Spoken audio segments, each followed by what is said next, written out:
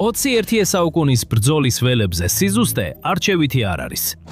მსოფლიოს წამყვან სამხედრო ძალებს, როგორიცაა შეერთებული შტატები, სჭირდებათ საშუალებები, რომ თავიანთი სამიზნეები ზუსტად დაარტყან, ზოგჯერ ასობით მილის დაშორებიდანაც კი. მხოლოდ ერთი პრობლემა არსებობს. იმ ტიპის საბრძოლო მასალების წარმოება, რომლებიც ასეთ ზუსტ თავდასხმებს ახორციელებენ, მაგალითად, შორ მანძილზე მოქმედი ფრთოსანი რაკეტები უზარმაზარ თახებს მოითხოვს.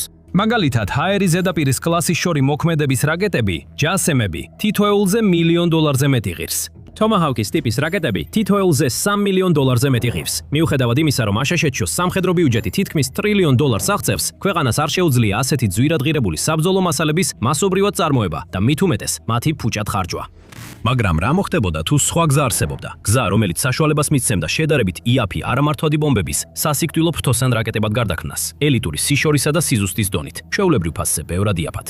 ასეთი გზა არსებობს და ახლა შეერთებული შტატების საზღვაო ძალები ამ გენიალურ მიდგომას 4 ახალი ტიპის ზუსტი მართვის იარაღის კონცეფციით იკლავს, რაც შეიძლება უპრეცედენტოდ გააფართოოს და განავითაროს ამერიკული არსენალი. იდეა, რომ არამართვადი, ანუ ბრმა ბომბები გადაიქცეს ჭკვიან ზუსტი მართვის საბრძოლო მასალებად, ახალი არ არის. აშშ-ში უკვე რამდენიმე ათეული წელია იყენებს ბოინგის ერთობლივი პირდაპირი შეტევის საბრძოლო მასალის, JDAM-ის, მართვის კომპლექტებს და 1999 წლიდან მოყოლებული რამდენიმე ასეული 1000 ერთეულია წარმოებული. ეს მიმაგრებადი პაკეტები შედგება რამდენიმე კომპონენტისგან, მათ შორის აეროდინამიკური კუდის სექციებისგან, სტრაიკის კომპლექტებისგან და კომბინირებული ინერციული და GPS მართვის საკონტროლო ერთეულებისგან. როდესაც ეს კომპლექტი მიმაგრებულია უბრალო არამართვად ბომბზე, მაგალითად 2000 ფუნტიან MK-84-ზე JDAM მნიშვნელოვნად ზრდის მისი მოქმედების შესაძლებლობებს და პოტენციალს, რაც საშუალებას აძლევს თვითმფრინავებს განსაკუთრებული სიზუსტით დაარტყან ფიქსირებულ სახმელეთო სამიზნეებს. უფრო ზუსტად რომ თქვათ, დამტკიცებულია, რომ JDAM-ები აუმჯობესებს ბომბის სიზუსტეს ისე, რომ მიზნობრივ სამიზნემდე დაშორება მხოლოდ 16 ფუტი, ანუ 5 მეტრი იყოს. გარდა ამისა, რადგან ორივე იყენებს GPS-სა და ინერციულ ნავიგაციას სამიზნეების დასათმელად, მათი გამოყენება შესაძლებელია ყველა ამინდის პირობებში, განსხვავებით არამართვადი ან ლაზერული მართვის იარაღებისგან, რომლებიც როგორც წესი ეფექტური გამოყენებისთვის სუფთაც ასაჭიროებენ. JDAM-ებს ასევე აქვთ უპირატესობა, რომ თავსებადია აშშ-ის უმეტეს საბრძოლო თვითმფრინავებთან, მათ შორის F-18 და F-35 გამანადგურებლებთან და B-2 ბომბდამშენებთან. მაგრამ ალბათ მათი ყველაზე დიდი და საუკეთესო უპირატესობა არის მათი ხელმისაწვდომობა. JDAM-ის კომპლექტები ღირს $21000-დან $36000-მდე. ეს ძალიან მცირე ნაწილია იმ 7 ნიშნა ფასებთან შედარებით, რომლებიც ჩვეულებრივ მიენიჭება ფრთოსან რაკეტებს. გარდა ამისა, აშშ-ს აქვს უზარმაზარი მარაგი ჩვეულებრივი ბომბების, რომლებიც უბრალოდ ელოდება, რომ გადაიქცეს ჭკვიან, ზუსტად მართული საბრძოლო მასალებად და გამოყენებულ იქნას ქვეყნის მტრებზე. 2000-იან წლებში ბოინგმა კიდევ უფრო განავითარა JDAM-ის კონცეფცია და შექმნა JDAM Extended Range, ანუ JDAM-R, რომელიც წარმოადგენს ორიგინალი JDAM-ის ახალი ვერსიას. ამან ბომბებს საშუალება მისცა გაცილებით დიდ მანძილზე, დაახლოებით 45 მილის, ანუ 72 კილომეტრის მანძილზე ეფრინათ. ეს სამჯერ მეტია ვიდრე ორიგინალი JDAM-ის ფრენის მანძილი, ანუ დაახლოებით იგივე ოპერაციული დიაპაზონია, რაც EMAS-42 HIMARS-ის რაკეტებს აქვთ. ეს შთამბეჭდავი მანძილია, მაგრამ მაინც ფერ მკრთალდება JSM-ის ტიპის ფრთოსანი რაკეტების ფონზე, რომელსაც შეუძლია ასობით მილი დაფაროს სამიზნემდე მისვლამდე. საბედნიეროდ, ბოინგს კიდევ ერთი რამ ჰქონდა სათადარიგოდ, კიდევ უფრო ძლიერი JDAM-ის კომპლექტი, რომელსაც ნამდვილად შეუძლია კონკურენცია გაუწიოს მსოფლიოს საუკეთესო რაკეტებს დიაპაზონით. გაცნობებთ Joint Direct Attack Munition Long Range, ანუ JDAMRS. ბოინგმა პირველად ეს კონცეფცია 2010 წელს წარმოადგინა, როდესაც მან არსებული JDAM-რის პაკეტისთვის რეაქტიული ძრავის კუდის კომპლექტის დამატება შესთავაზა.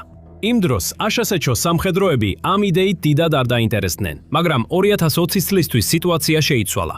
შემდეგ 2026 წლის აპრილში აშშ საზღვაო ძალებმა გამოაცხადეს, რომ მათ ჩაატარეს საბაზისო ვერსიის წარმატებული საცდელი ფრენები JDAMLR, რომელიც როგორც ბოინგის წარმომადგენლები აცხადებენ, მოიცავს TDI J-85 ტურბოჯეტ ძრავს. ეს საშუალებას აძლევს ამ სრულიად ახალ ჭკვიან ბომბებს ბევრად უფრო შორს იფრინონ, ვიდრე წინა მოდელებს. საბაზისო მანძილი დაახლოებით 200 საზღვაო მილი, ანუ 230 მილი, ან 370 კილომეტრია და აქვს პოტენციალი კიდევ უფრო შორს გაფრენის. უკვე მესამე მსოფლიო ომში ვართ, იმიტომ რომ იმის მიხედვით რას კითხულობ, შეიძლება ისეთი შეგრძნება დაგჭეს, თითქოს სრულიად განსხვავებულ რეალობაში ვცხოვრობთ და სიახლეების თვალყურის დევნება უკვე აღარ არის ყველაზე რთული ნაწილი. ყველაზე რთულია იმის გარკვევა, რა არის სინამდვილეში სიმართლე. აი მაგალითად ეს ამბავი, რომელიც თითქმის 200 წყარომ გააშუქა მთელი პოლიტიკური სპექტრიდან. ამბობენ, რომ აშშ სამხედროებმა განაცხადეს, რომ ირანის პორტების ბლოკადამ 36 საათში მთლიანად შეაჩერა ეკონომიკური ვაჭრობა. მაგრამ ერთი დღით ადრე სხვა ამბავი, რომელიც ძირითადად თითქმის 80 წყარომ გააშუქა და უმეტესობა მემარცხენეა, ამბობდა, რომ ჰორმუზის სრუტეში საზღვაო მოძრაობა ბლოკადის პირველ დღეს თითქმის არ დაზარალებულა. აბა, რომელი სიმართლეა? სრულიად შეჩერება, თუ მხოლოდ მცირე შეფერხება, თუ ორივე შეიძლება იყოს სიმართლე? სწორედ ასეთი გაყოფილი გაშუქების გამო ვიყენებთ Ground News, რომ ვიყოთ ინფორმირებულები მსოფლიოში მიმდინარე მრავალ აქტიურ კონფლიქტზე. თუ მხოლოდ ერთ ამ სათაურს ნახავდით, მხოლოდ ერთი პერსპექტივა გექნებოდათ და სრულიად განსხვავებული გაგება იმისა, რაც ხდება. Ground News ყოველდღიურად ათასობით სიახლეს აგროვებს და თემების მიხედვით აწვობს. გაჩვენებთ მიკერძოებას, სანდოობასა და მფლობელობას თითოეული წყაროსთვის, რათა ყველა მხარე ერთ ადგილას დაინახოთ. ერთი ფუნქცია, რომელსაც ბოლო დროს ხშირად ვიყენებთ, არის blind spot. ის გაჩვენებთ ამბებს, რომლებსაც პოლიტიკური სპექტრის ერთი მხარე აქტიურად აშუქებს, ხოლო მეორე მხარე თითქმის არ ეხება. არ აქვს მნიშვნელობა პოლიტიკურად სად გახართ. ეკო კამერიდან გამოსვლა უფრო ზუსტ წარმოდგენას გაძლევთ იმის შესახებ, რაც რეალურად ხდება. და ეს განსაკუთრებით მნიშვნელოვანია, როცა ომის ნისლში უნდა გაერკვეთ.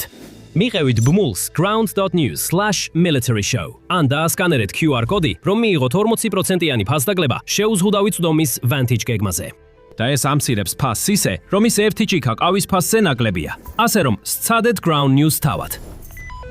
საბაზისო JDM და JDMLR ასევე განიხილება როგორც ამ მართვის კომპლექტის სამი დამატებითი ვარიანტის საფუძველი, რომელთაგან თითოეულს თავისი უპირატესობა და დანიშნულება აქვს. მაგალითად არსებობს Decoy JDAM, JDMLR, ასევე Quick Strike LR და Maritime Strike LR. ამ იარაღების საოცარი სიშორე JDAM სრულიად ახალ დონეზე აღყავს, რაც აშშ საშუალებას აძლევს უმართავი ბომბები გადააქციოს მაღალზუსტ შორი მოქმედების იარაღებად, რომლებიც შეიძლება გაუშვან შედარებით უსაფრთხო ადგილებიდან, ტრის საჰაერო თავდაცვიდან შორს. მაგალითად, მეოთხე თაობის გამანადგურებლებსა და სტელს ბომბდამშენებს შეუძლიათ ეს იარაღები გამოიყენონ მტრის ტერიტორიის სიღრმეში მდებარე სამიზნეების წინააღმდეგ, ისე რომ საკუთარი თავი გაზრდილ საფრთხეში არ ჩაიგდონ. როგორც აშშ-ს საზღვაო ძალების კაპიტანი სარა აბოტი, ზუსტი დარტყმის იარაღების პროგრამის მენეჯერი განმარტავს, რადგან თეატრში მოქმედი საზღვაო ავიაცია კვლავ ძლიერ ეყრდნობა JDAM სისტემებს. პროგრამა აღიარებს ფლოტისთვის დისტანციური მოქმედების გაზრდილი შესაძლებლობების უზრუნველყოფის კრიტიკულ საჭიროებას. ეს ახალი შესაძლებლობა პილოტებს საშუალებას აძლევს ნიშნულოვნად უსაფრთხო დისტანციიდან გაანადგურონ სამიზნეები და შეინარჩუნონ ტაქტიკური უპირატესობა დაპირისპირებულ გარემოში. და LR მხოლოდ უფრო დიდ მოქმედების რადიუსს არ უზრუნველყოფს. ასევე ითქვა, რომ ეს ახალი კომპლექტები უზრუნველყოფს მოწინავე ენერგიის გენერირების შესაძლებლობებს, რაც ამ ბომბებს მნიშვნელოვნად უფრო ჭკვიანს გახდის და გააქტიურებს ახალ ფუნქციებს, როგორიცაა ორმხრივი მონაცემთა გადაცემა ან მოწინავე სამიზნის ძიების სისტემა, რათა თითოეული საბრძოლო მასალა კიდევ უფრო ზუსტი იყოს მოძრავი სამიზნეების წინააღმდეგ ან ელექტრონული ომის პირობებში. ეხლა სანამ დეტალურად განვიხილავთ JDAM-ისა და JDMLR-ის სხვადასხვა ტიპის ტექნიკურ მახასიათებლებსა და შესაძლებლობებს, რომლებიც მალე შეიძლება ფლოტის განკარგულებაში იყოს. აქ უფრო დეტალურად შევხედავთ რეალურ სატესტო პროცესს, რომელიც ფლოტის Point Mugus საზღვაო პოლიგონზე, კალიფორნიის სანაპიროსთან ახლოს ჩატარდა. იქ ორი JDAM და JDMLR გაუშვეს აშშ-ის ფლოტის F-18 Super Hornet-ებიდან სხვადასხვა სატესტო ფრენის დროს. თითოეული იარაღი დაახლოებით 200 საზღვაო მილი დაფარა გამანადგურებლიდან გამოყოფის შემდეგ. ერთ-ერთი ტესტის დროს კი ფრენისას სიმაღლის ცვლილებები და იარაღის მანევრირება განხორციელდა, სანამ მიზნის ახლოს რამდენიმე მეტრში არ მოხვდა. საინტერესოა, რომ ბომბები ასევე გაუშვეს არსებული JDAM ინტერფეისის გამოყენებით, რომელიც უკვე შედის F-18-ებში და აშშ-ს ფლოტის სხვადასხვა თვითმფრინავებში. ეს მნიშვნელოვანია, რადგან ეს ფაქტობრივად ნიშნავს, რომ ამ JDMLR-ების დანერგვა სწრაფი და შეუფერხებელი უნდა იყოს. თვითმფრინავებს არ დასჭირდებათ დროის მონთოვნი მოდიფიკაციები ან ახალი სისტემების დაყენება. ამის ნაცვლად ახალი კომპლექტები უბრალოდ შეიძლება დაყენდეს იმ მრავალ ტაქტიკურ და სტრატეგიულ თვითმფრინავზე, რომლებმაც უკვე გამოიყენეს JDAM-ები წარსულში. პირველი ტესტი გავრცელებული ინფორმაციით ჩატარდა 1 აპრილს და მოიცავდა JDMLR-ს, რომელმაც საკუთარი ტურბოძრავის ძალით იფრინა 34 წუთის განმავლობაში, სანამ მიზანში რამდენიმე მეტრის სიზუსტით არ მოხვდა. იმის გათვალისწინებით, რომ ასეთი ტიპის სისტემა როგორც წესი მაგრდება ბომბებზე, რომლებიც მინიმუმ 500 ფუნტს, ანუ 226 კილოგრამს იწონის. ესეთი შეცდომის ზღვარი სრულიად მისაღებია, რადგან აფეთქების ტალღა მაინც საკმარისად ძლიერი იქნება, რომ ახლომდებარე ნებისმიერ ნაგებობას სერიოზული ზიანი მიაყენოს. რამდენიმე დღის შემდეგ 3 აპრილს მეორე ტესტი ჩატარდა, თუმცა რამდენიმე მნიშვნელოვანი განსხვავებით. ამჯერად სამიზნემდე შედარებით სწორი და მარტივი მარშრუტის ნაცვლად JDMLR-ს დაევალა უფრო რთული ფრენის პროფილის დაცვა, რაც მოულოდნელ სიმაღლის ცვლილებებსა და საჰაერო მანევრებს მოიცავდა. ასეთი მოძრაობები რეალურ საბრძოლო პირობებში საჭიროა, რათა ამ ჭკვიანმა საბრძოლო მასალებმა შეძლონ მტრის თავდაცვითი სისტემის თავების თავიდან აცილება და სამიზნემდე მისვლის მეტი შანსი ჰქონდეთ.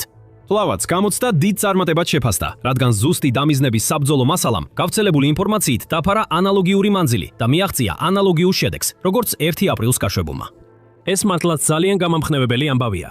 ტესტირებამ ნათლად აჩვენა იარაღის უსაფრთხო გამოყოფა, არსებული ავიაგამანადგურებლის სისტემებთან ინტეგრაციის შესაძლებლობა და კონტროლირებადი ძრავიანი თავისუფალი ფრენა და ნავიგაცია, ბევრად უფრო დიდ მანძილზე, ვიდრე ნებისმიერი არსებული JDAM სისტემის შემთხვევაში. სხვა სიტყვებით რომ ვთქვათ, ეს დაამტკიცა, რომ JDAMLR აღარ იყო მხოლოდ აუხტენელი ოცნება, არამედ რეალური, ფუნქციონალური ტექნიკა. ზადაა, რომ MK-82, 83 და 84 ტიპის უმართავი ბომბები გადააქციოს ავიამზიდიდან გაშვებად რეაქტიულ ფთოსან რაკეტებად, რომლებიც არამხოლოდ ასობით მილის დაფარვას შეძლებენ, არამედ ამას მავალი სიჩქარითაც გააკეთებენ. ექსპერტების შეფასებით, აპრილის დასაწყისში ჩატარებულ ტესტებში გამოყენებული JDAM-ები დაფარული მანძილისა და დაფიქსირებული ფრენის დროის მიხედვით, სავარაუდოდ საათში დაახლოებით 400 მილის სიჩქარით მოძრაობდნენ, თუ არა მეტით. ყველაზე კარგი ის არის, რომ წინა JDAM ვერსიების მსგავსად, JDAM-LR-იც გაცილებით იაფია, ვიდრე ნამდვილი ფთოსანი რაკეტა. თუმცა მას უფრო მაღალი ფასი აქვს, ვიდრე ორიგინალ JDAM-ს და უფრო განვითარებულ JDAM-ს, რადგან მთელი სისტემის ღირებულება ერთ-ერთეულზე დაახლოებით $200,000 არის შეფასებული. მაგრამ როცა ამ ფასს შეადარებთ JASSM-ებისა და Tomahawk-ების $1 მილიონზე ან მეტზე ფასებს, განსხვავება აშკარად ჩანს.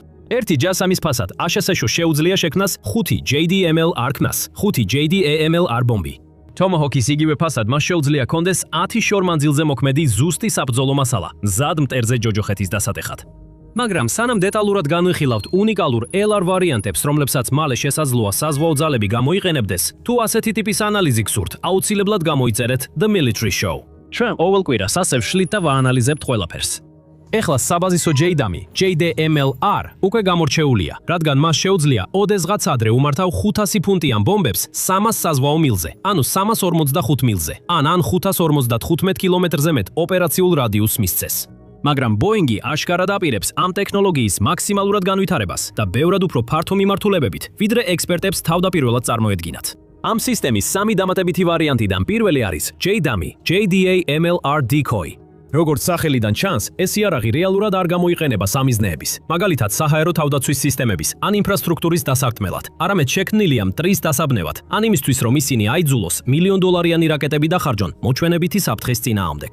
დამაბნეველი LR მოდელები ასაფეთქებელ ქობინებს ცვლიან დამატებითი საწვავის ავზებით, რაც მათ მოქმედების დიაპაზონს ზრდის საოცარ 700 საზღვაო მილამდე, ანუ 805 მილი, ან თითქმის 1300 კილომეტრი. ესეთი საბრძოლო მასალის სარგებელი აშკარად ჩანს. ისინი შეიძლება გაშვებული იქნას ზალპებად, რათა მოწინააღმდეგის საჰაერო თავდაცვის სისტემები გადაიტვირთოს. მაგალითად, აიძულოს მოწინააღმდეგე ამოწუროს თავისი ჩამჭერები. ამავე დროს შექმნას უსაფრთხო კორიდორები, ნამდვილი ქობინებისა თუ პილოტირებადი თვითმფრინავებისთვის, რომლებსაც შეუძლიათ უკან მიხვნენ. მათი ზომის, სიჩქარისა და მოქმედების რადიუსის წყალობით, ეს სატყუარები რადარის ეკრანებზე დიდი ალბათობით ნამდვილი ფთოსანი რაკეტებივით გამოჩნდება. მაგალითად, JASSM-ის მსგავსად. და არც ერთი მოწინააღმდეგე არ გარისკავს, რომ ასეთი რაკეტა უბრალოდ გაატაროს და მის მიზანს დაარტყას.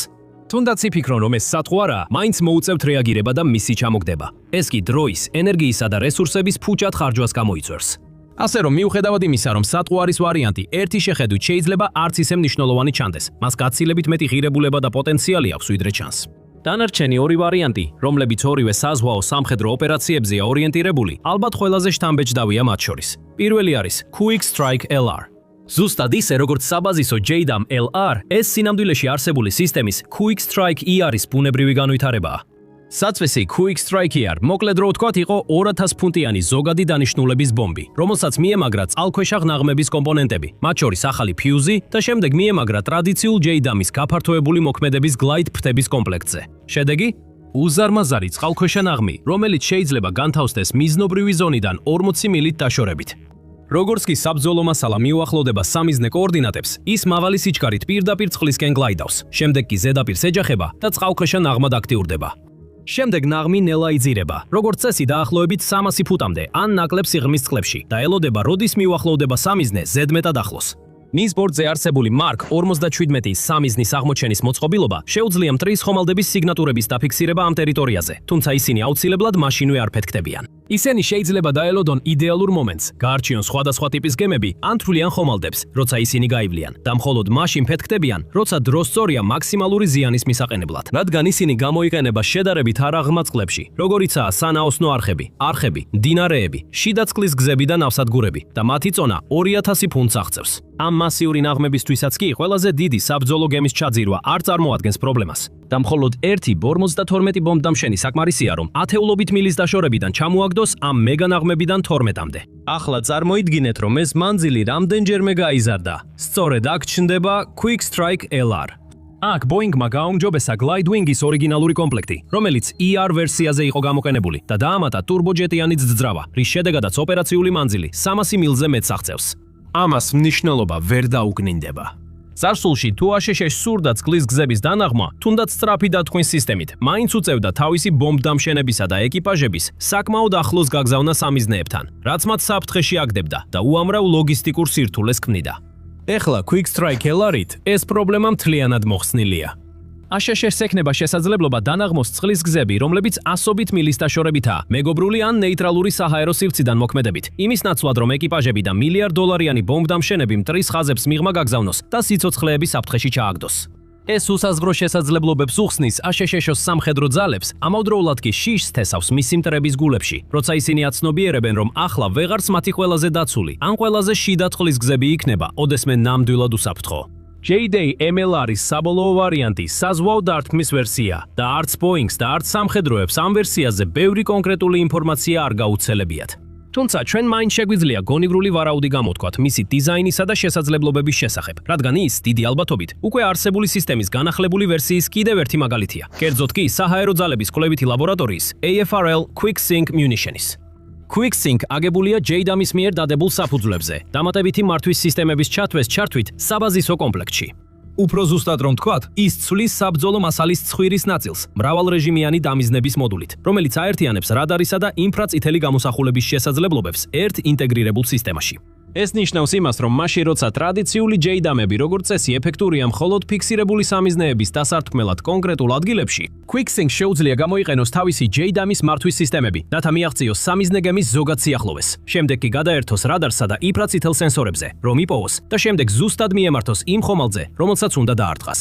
სხვა სიტყვებით რომ ვთქვათ, ის მუშაობს საბრძოლო გემების წინააღმდეგ, რომლებიც მოძრაობაში არიან. მას რეალურად შეუძლია გამოთვალოს გემის მიმართულება და სვლის სიჩქარე, შესაბამისად დაარეგულიროს საკუთარი ტრაექტორია, რათა ყოველ ჯერზე წარმატებით შეეჯახოს ხომალდის კორპუსს წყლის ხაზის ქვემოთ.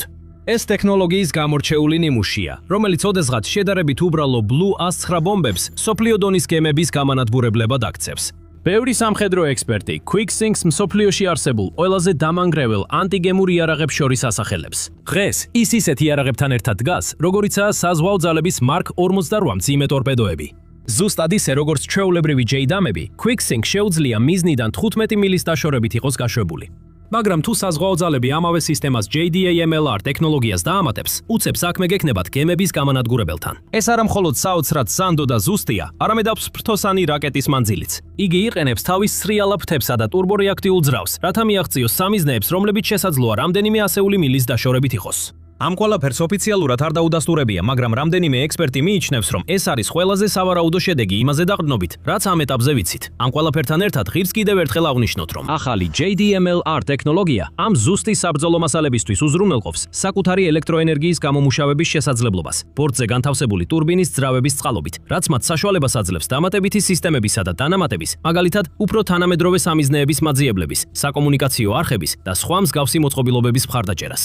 სხვა სიტყვებით რომ ვთქვათ, LR გაუმჯობესებებით JDAM-ები ბევრად უფრო ჭკვიანი და მნიშვნელოვნად უფრო ქმედუნარიანი გახდება ვიდრე ოდესმე. გარდა ამისა, მიუხედავად იმისა, რომ საზღვაო ძალების ტესტირება მხოლოდ 500 ფუნტიანი საბრძოლო თავებით ჩატარდა, სრულიად შესაძლებელია, რომ JDM-LR კომპლექტები ასევე თავსებადი იყოს სხვა წონისა და კლასის საბრძოლო თავებთანაც. ამაზე დაყრდნობით შეიძლება ვიფიქროთ, რომ ძველმოდური JDAM-ები შესაძლოა მოხმარებიდან მალე გავიდეს, მაგრამ ეს თითქმის ნამდვილად არ მოხდება. საზღვაო ძალების არსენალში საკმარისი ადგილია ყველა ამ სისტემისთვის, ორიგინალური JDAM-ებისთვის, ER-ებისთვის და LR-ებისთვის, რომ ერთად იარსებონ, რადგან თითოეულს თავისი უნიკალური უპირატესობები და მახასიათებლები აქვს. მაგალითად, ორიგინალური და ER სისტემები ბევრად იაფია დასამზადებლად, ვიდრე ახალი LR-ები და კლავიდიალურია შედარებით მოკლე დისტანციებზე გამოსაყენებლად, ან ისეთ ადგილებში, სადაც ძლიერი რადარები და სარაკეტო ბატარეები არ არის განლაგებული. ამასობაში LR-ები ამერიკის შორიდან გამოსაყენებელი იარაღის მზარდ არსენალს დაემატება. ასეთი იარაღი კი ყველაზე ეფექტურია მაშინ, როდესაც მათ იყენებენ უფრო მოწყვლადი თვითმფრინავები კონფლიქტის საწყის ეტაპებზე, როცა მტრის საჰაერო თავდაცვა ჯერ კიდევ ჩართული და მოქმედია. აი რატო არის ესეთი დიდი უპირატესობა, რომ ყველა JDM სისტემა შეიძლება იმავე თვითმფრინავზე იმუშაოს და გუნდებს მარტივად შეუძლიათ სხვადასხვა ტიპის JDM-ების დაყენება და მოხსნა, სწრაფად და ეფექტურად. ამით ამერიკელი მეთაურებისთვის ცხოვრება ბევრად უფრო მარტივდება, ხოლო ამერიკის მტრებისთვის კი მომავალი თაობების განმავლობაში გაცილებით რთულდება. და JDM LR-ები ერთადერთი არ არის, რასაც ბოლო დროს აშეთეშოს საზღვაო ძალები ცდის. უყურეთ ამ ვიდეოს, რომ ნახოთ, როგორ დაიწყო მსოფლიოს წამყვანმა საზღვაო ძალებმა ავიამზიდების აღჭურვა, სამეცნიერო ფანტასტიკის სტილის ლაზერული სისტემებით, რათა მტრის დრონები ჰაერიდან ჩამოაგდონ. ან ეს ვიდეო ნახეთ, რომ გაიგოთ, როგორ გაუშვა ASHS საჰაერო ძალებმა უმაღლესი საიდუმლო სადაზვერვო დრონი ირანის ცაზე, რითაც ომის სრულიად ახალი ერა დაიწყო. და ბოლოს არ დაგავიწყდეთ გამოიწეროთ The Military Show, რომ მიიღოთ მეტი სასტრაფო სიახლე და სიღრმისეული ანალიზი სამხედრო ინოვაციებსა და კონფლიქტებზე მთელ მსოფლიოში.